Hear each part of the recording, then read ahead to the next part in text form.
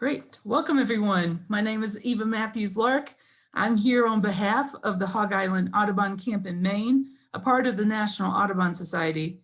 For Blackbirders Week, we wanted to highlight the achievements of a special young birder, Isaiah Scott. Thanks, Isaiah, for being here today with us. Hello, thank you so much for having me. I'm really excited that you reached out and really excited to hear back from Hog Island. I wish I had a great experience there, so thank you for having me. Yeah, wonderful. So Blackbirders Week started last year in 2020. Can you tell us what it meant to you to see that social online movement? It really meant a lot to me just to see this movement going on, especially in a time where there was a lot of racial injustice and unrest across our nation.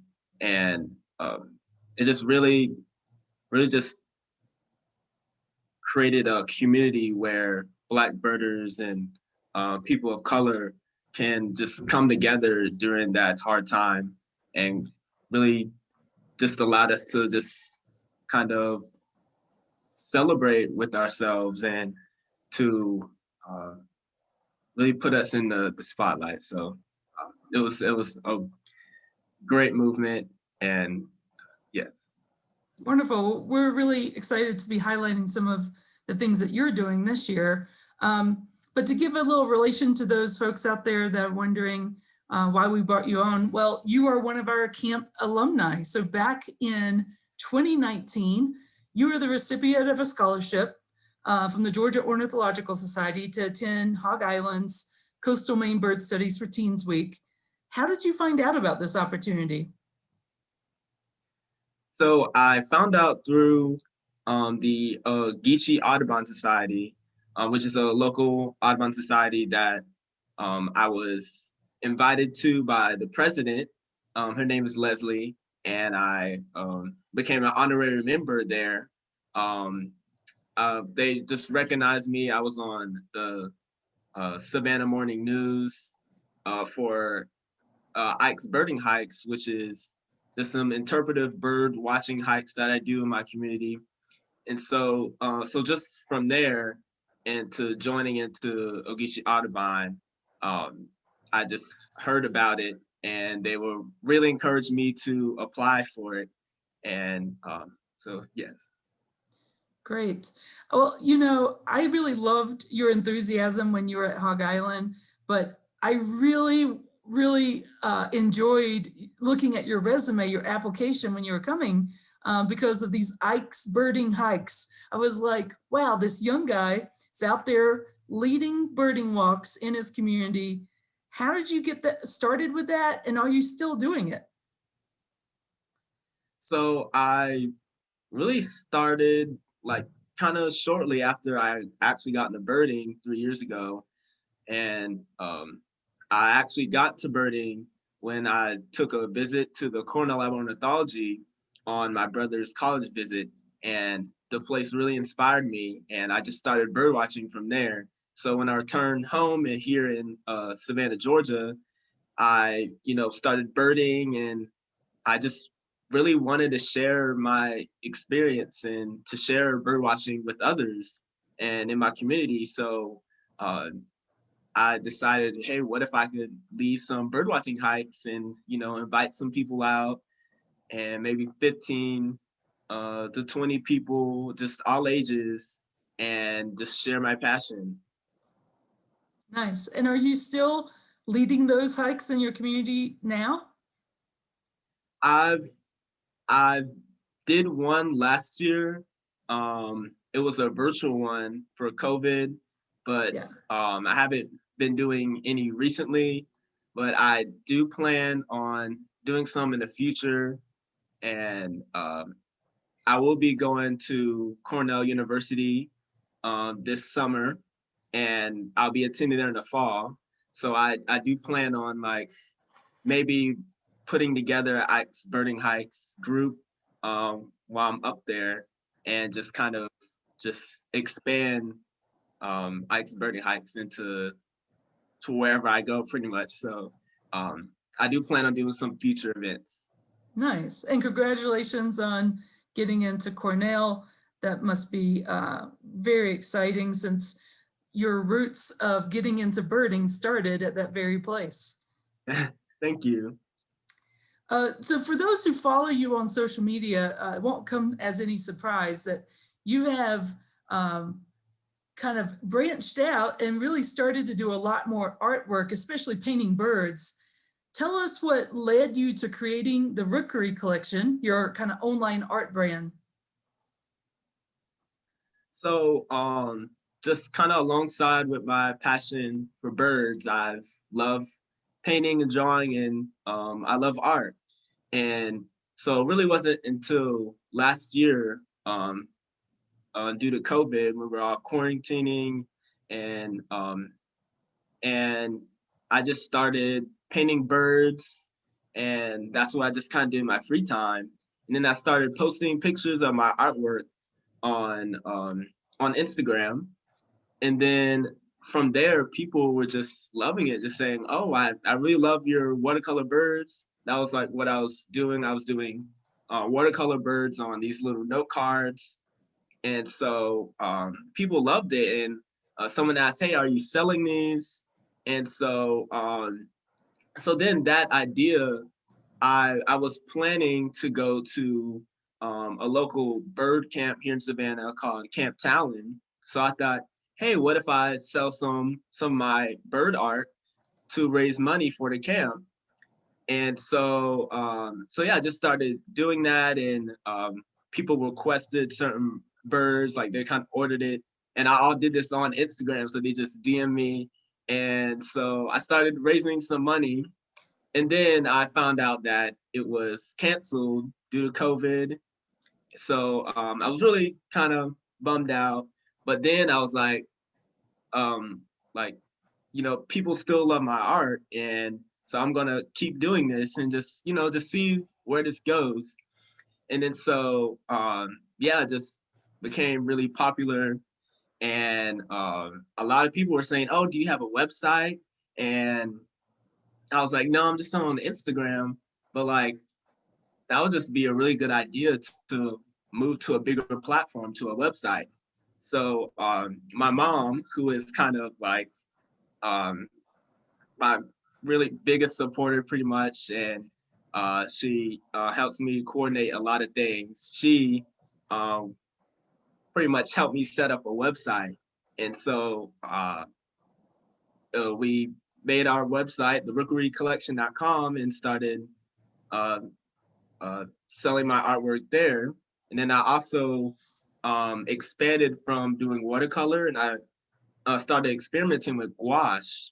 And gouache is like a clay-based paint, and I just fell in love with it after using it, and I started doing gouache designs.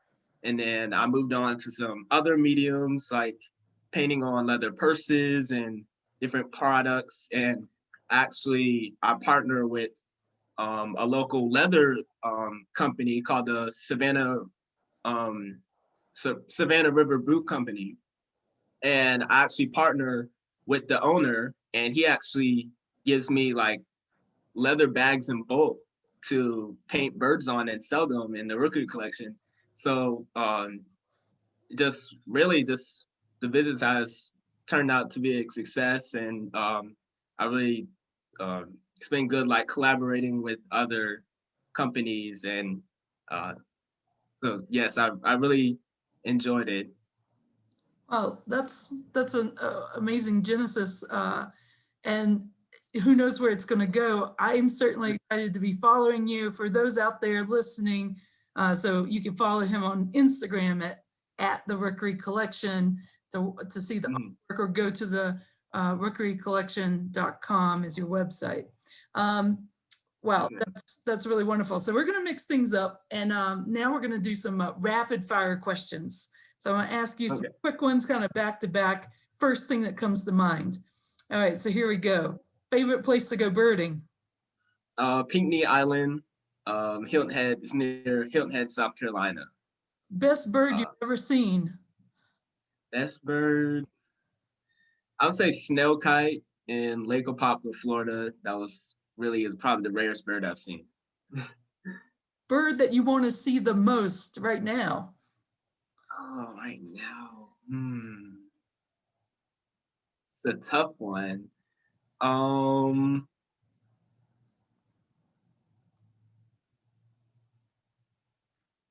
I'm sorry, I'm trying to think. There's so many.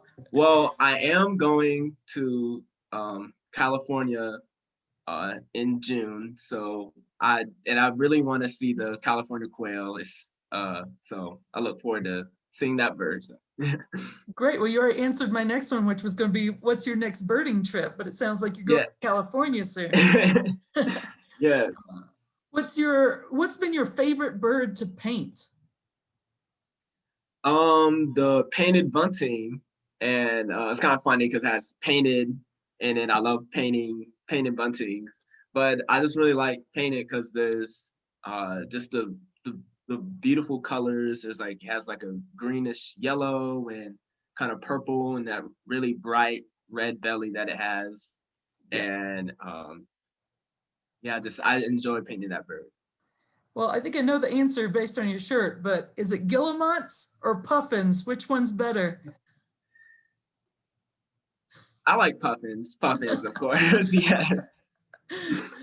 And Isaiah, when he was at camp, got to land on Eastern Egg Rock, one of the breeding colonies for Atlantic puffins. So can you tell folks out there what that experience was like?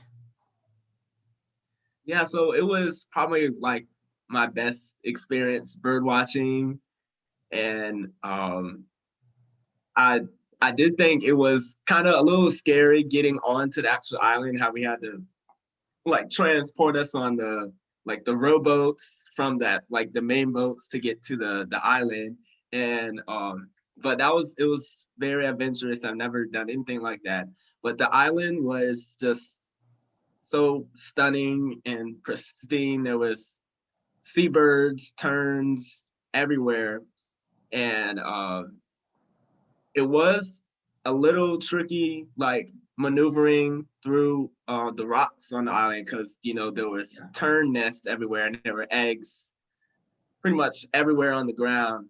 But it was. I'm just glad we kind of maneuvered around and snaked through the nest and didn't damage any eggs. But it was just stunning. There was like wind blowing your face, and there's terns literally terns dive bombing on your head.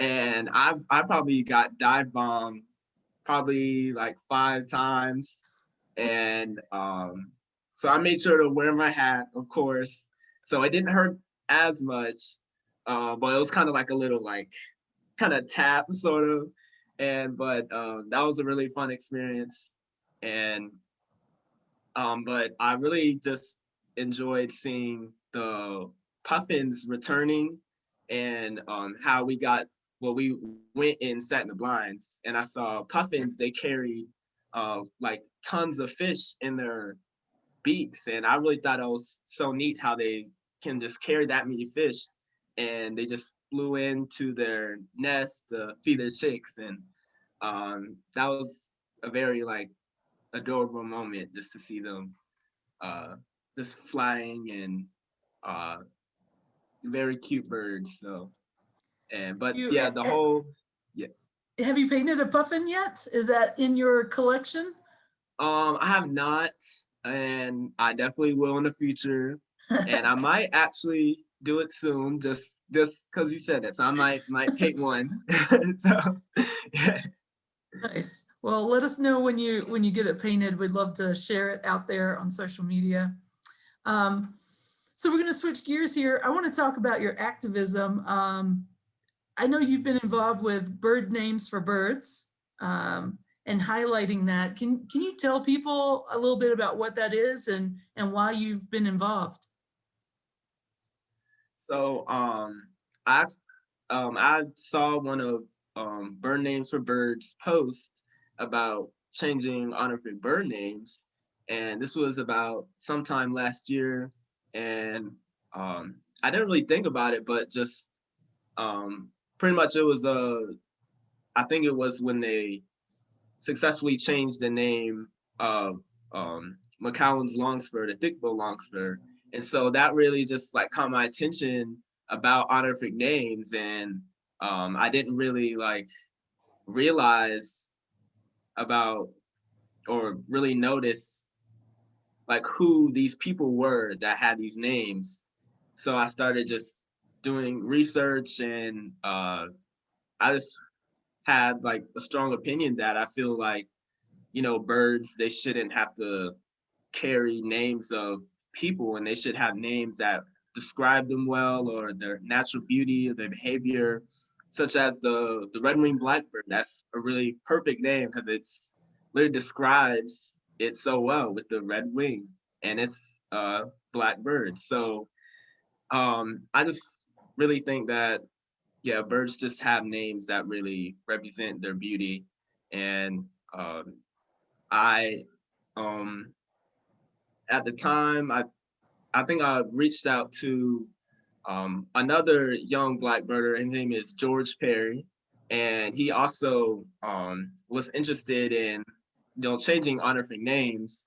And so we've been connecting and talking, and we decided to make like little events or Instagram lives where we can just start generating names and inviting or having people, just birders, come together and just come up with some names, some alternative names for these birds. And so we've done, I think it was about 3 lives, and we made like a full list of all the names we have. And um, so we just been really serious about this, and we were just so determined to get these names changed and to offer ideas to people in higher places to see if something can be done. And so Yeah, I think that's a great a way to approach it, especially like getting people involved and thinking of new names, and especially as we're trying to make birding more inclusive and making it where people even something small like the name of a bird. I mean, and like you said, when birds have descriptive names, it's actually so much easier for new birders to be like red blackbird. Well, I know what that is just by looking at it. It's easy to remember the name. So definitely something I wanted to highlight. And it's great to see that so many people are getting involved in pushing this cause forward. And it's going to be interesting to see where it goes. I certainly hope that the birding community comes together and changes some of these honorific names. So if people want to join those Instagram lives, are those on your Ikes Birding Hikes Instagram, or is that on the Rookery Collection, your art Instagram? Oh, I do the lives on the Ikes Birding Hikes Instagram, and actually I think I saved one of our Instagram lives and posted it, and it's still on my profile if you like to check out the video. And yeah. Perfect. Well, we'll definitely be looking for more content from you in the future, but that's great. People can go and check out the past recording. So, a lot of people, I mean, you're a young guy, you're just, you're getting ready to go to college, but I'm sure there's a lot of people that are already looking up to you because you're doing art, you're you have a platform where you're getting your voice out there. But who are your heroes in the birding community, or just your heroes in general, that maybe you want to give a shout out to? Oh, heroes.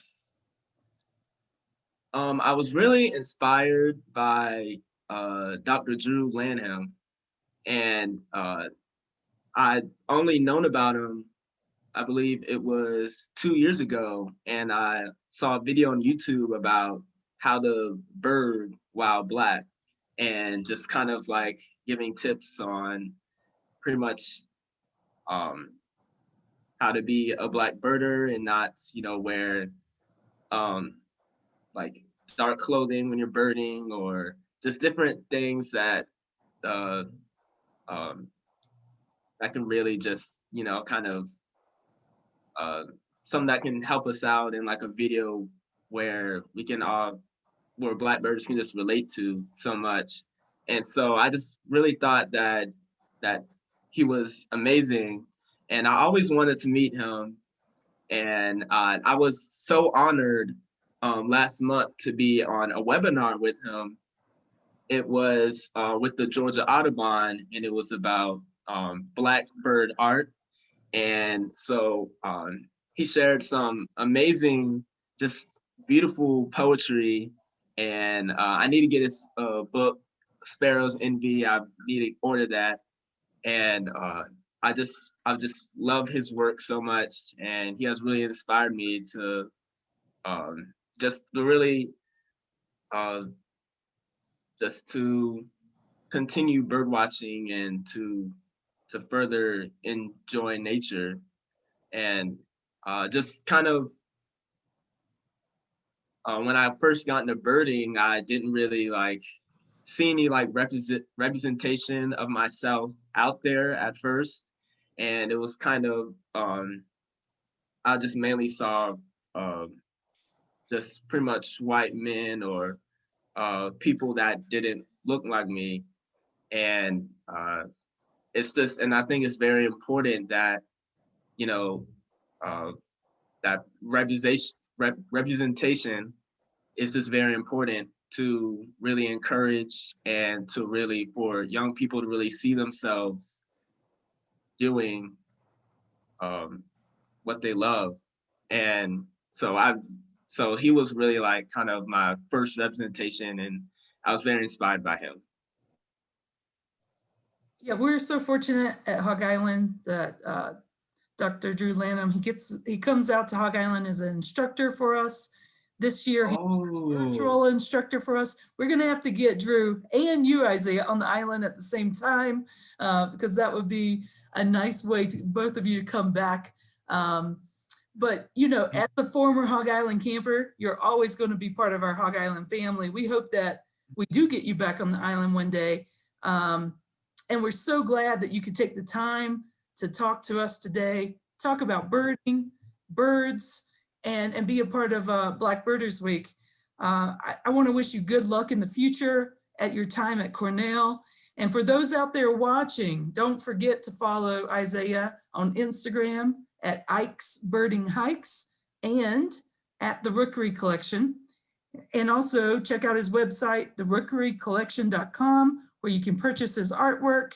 And Isaiah, I can't wait to see what's next because you are just always, you have so much enthusiasm, wonderful energy, and you tend to be just keeping to push yourself farther and farther. So, on behalf of Hog Island, we're so glad you could be here today, and we wish you the best of luck. Thanks for being a part of this. It was my pleasure. Thank you so much for having me, and I really enjoyed our talk. Thanks, everyone.